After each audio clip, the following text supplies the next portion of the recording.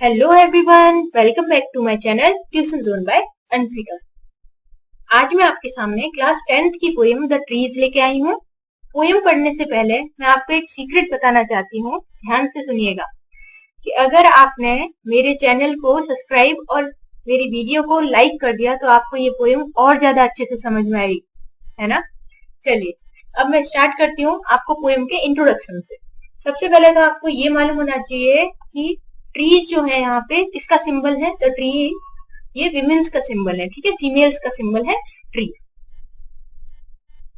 ठीक है। और ये पोएम जो है एड्रियन रिच ने लिखी है, जो अमेरिकन पोइटेस है, और वो सिर्फ पोइटेस ही नहीं है, वो एसेइस्ट भी है, यानी ऐसे भी लिखती है और फेमिनिस्ट भी है, ठीक है। फेमिनिस्ट होने के कारण इन्होंने ये पोएम जो है वो लेडीज को समर्पित की है या फिर डेडिकेट की है, ठीक है। ये जो राइटर है हमारी एड्रियन रिच, ये बहुत ही इन्फ्लुएंशियल पोइटेस मानी गई है, यानी कि बहुत ही, ये जो भी लिखती हैं इनकी लिखावट में जितने भी कंपोनेंट होते हैं वो क्या है, इन्फ्लुएंसिव होते हैं, और वो गुड वे में इन्फ्लुएंस करते हैं, यानी कि असर डालते हैं, वो गुड वे में असर डालते हैं। तो चलिए इनकी पोएम पढ़ते हैं आज हम। इंट्रोडक्शन से स्टार्ट करते हैं। Can there be a forest without trees? क्या यहाँ पे फॉरेस्ट बताया आपको, हमारी बाहर की दुनिया को बताया गया है। Can there be forest without trees? क्या फॉरेस्ट हो सकता है विदाउट ट्रीज, यानी ट्रीज के बिना क्या फॉरेस्ट हो सकता है? किसी जगह को हम फॉरेस्ट तभी तो बोलते हैं उसमें जब घने से ट्रीज हो, है ना। तो राइटर बोलना चाह रही है कि ट्रीज के बिना तो फॉरेस्ट होता नहीं है। तो फॉरेस्ट जो है वो हमारी पूरी लाइफ है एक तरीके से, ठीक है। जिंदगी जो चल रही है बाहर दुनिया है वो फॉरेस्ट है, और अगर उसमें लेडीज नहीं होंगी यानी कि ट्रीज नहीं होगा तो कैसे चलेगा, है ना। तो अगला लाइन है where are the trees in the poem. अभी पोएम में जो राइटर बताना चाहती है ट्रीज कहाँ है, ये क्वेश्चन पूछ रहा है। एंड वेयर डू दे गो, और ट्रीज कहाँ चले गए या कहाँ चले जाते हैं ये पूछेंगे। तो स्टैंजा नंबर 1 से स्टार्ट करते हैं हम। The trees inside are moving out. जो ट्रीज अब तक अंदर थे वो मूविंग आउट यानी बाहर निकल रहे हैं इनटू द फॉरेस्ट, ठीक है। यहाँ पे ट्रीज क्या है, लेडीज है, वुमेन्स है, ये क्या है इनसाइड यानी घरों के एक तरीके से अंदर है और बाहर नहीं निकल पा रही है।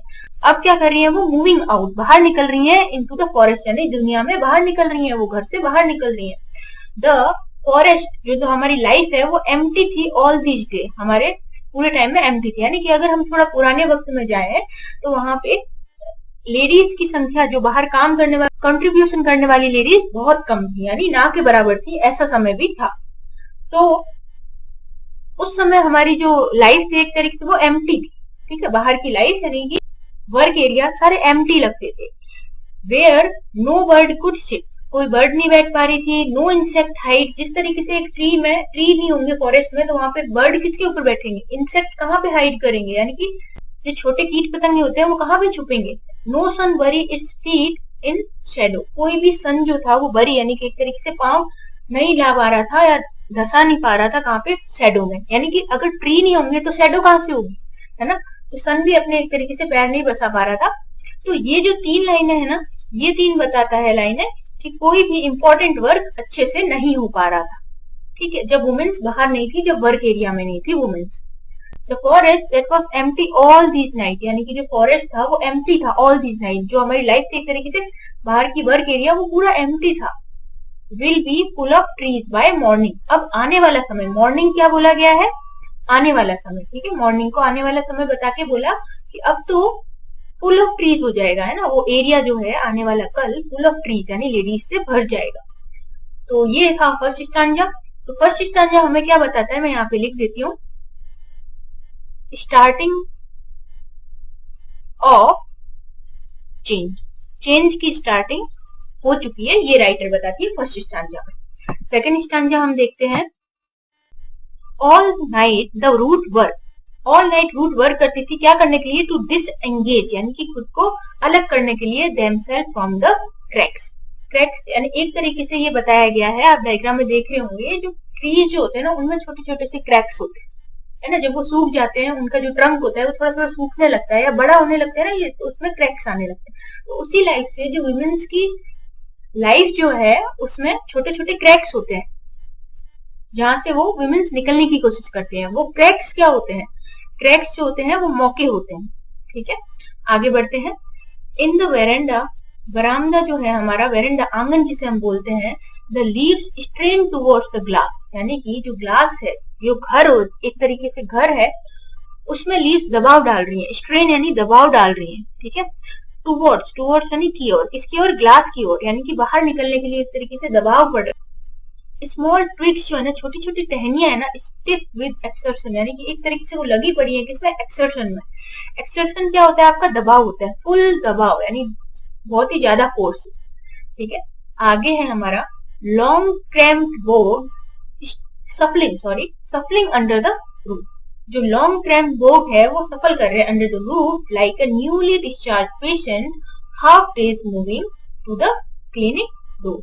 एक तरीके से लॉन्ग क्रैम्प्स यानी कि बहुत ही लंबे समय से दबाव में आए हुए जो बोग्स हैं, बोग्स यानी छोटी छोटी सी कलियां हैं, एक तरीके से वो सफल कर रही है, यानी कि इधर उधर चल रही है अंडर द रूफ के नीचे।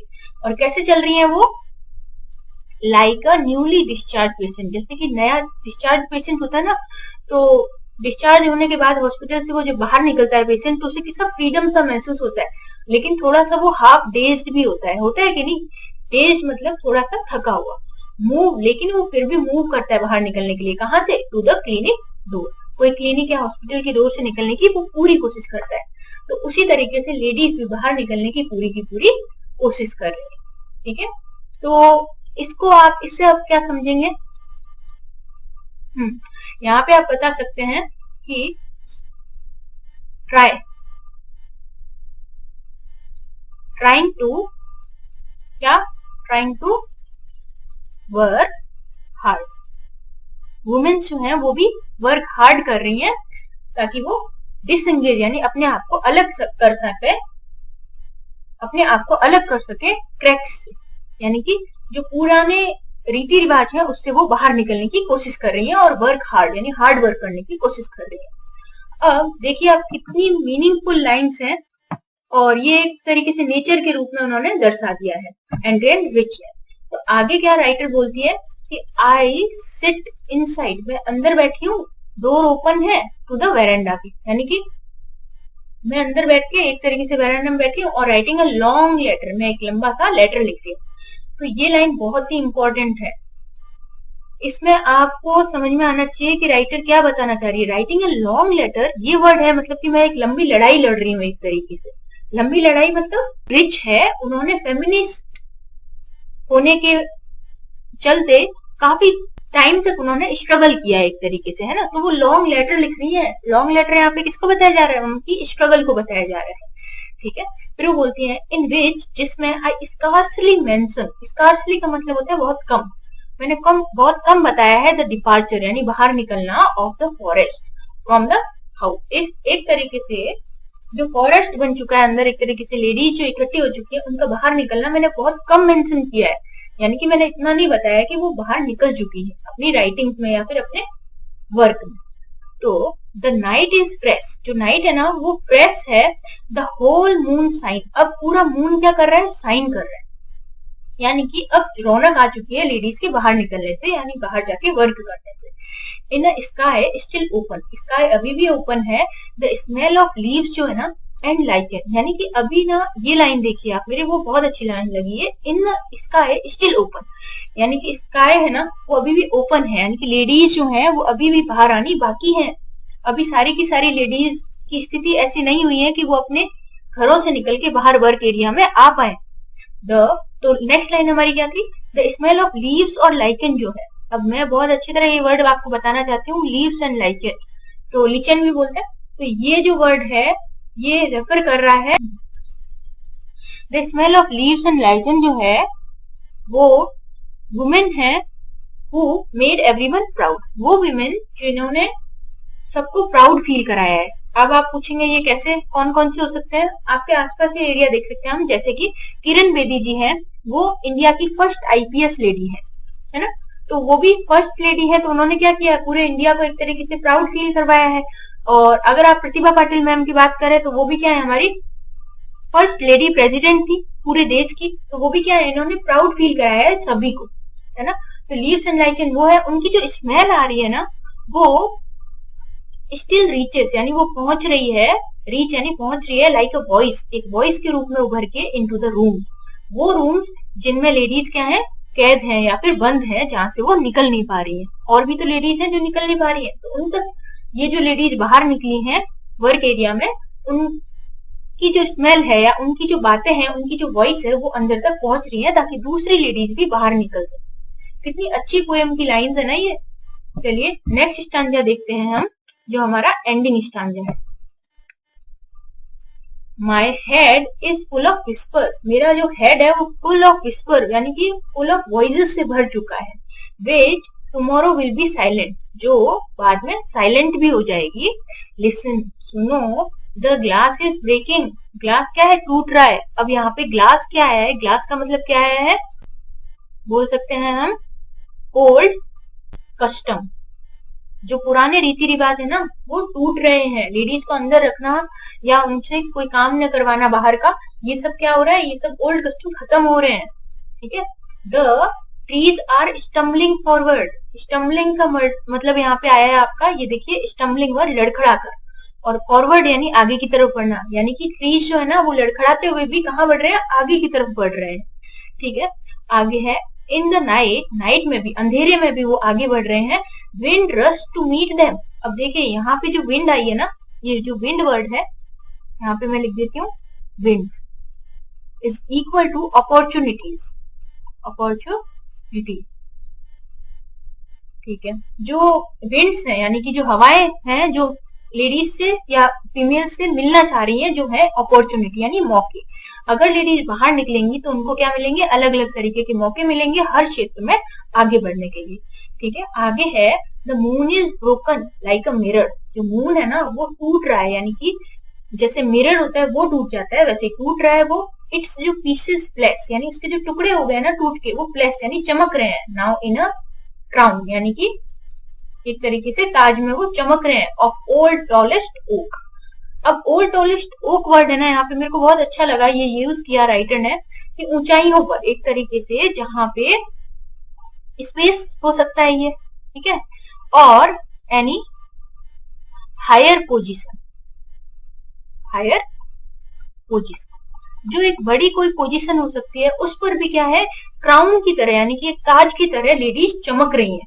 और ये जो पीसेस फ्लैश वर्ड आया है ना, मेरे से किसी ने ये पूछा था जब बताया कि मिरर तो टूट चुका है, तो ये चमकना और इस तरीके से हायर पोजीशन पे कैसे पहुंचेगा। तो राइटर ये बताना चाहती है कि वो क्या है, टूट चुकी है, यानी कि अलग अलग बिखर चुकी है। ऐसा नहीं बता रहे हैं कि वो टूट गई है या कमजोर पड़ गई है।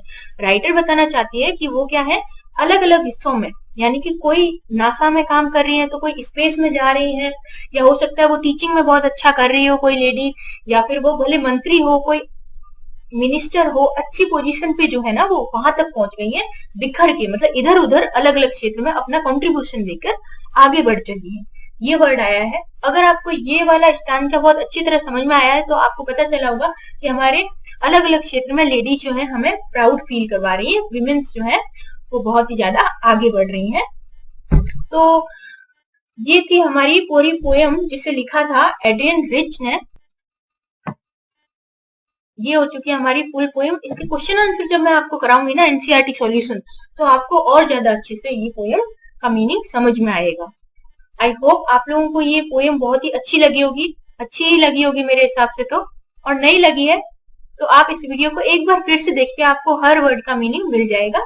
आई होप आप लोगों को वीडियो पसंद आई हो। Don't forget to subscribe my channel and hit the like button. Thank you for watching.